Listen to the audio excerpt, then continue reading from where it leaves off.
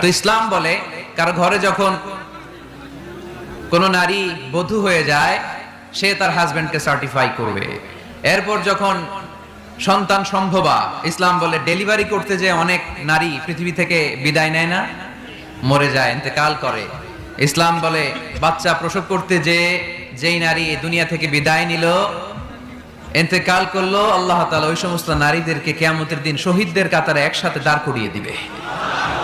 আর যদি সুন্দর প্রসেসে ডেলিভারি করতে পারে তাহলে ইসলাম বলে পুরুষদের পায়ের নিচে থাকে জুতা, জুতার নিচে থাকে বালি আর মাটি, আর এক একটা মায়ের পায়ের নিচে থাকে তার ছেলে মেয়েদের জান্নাত।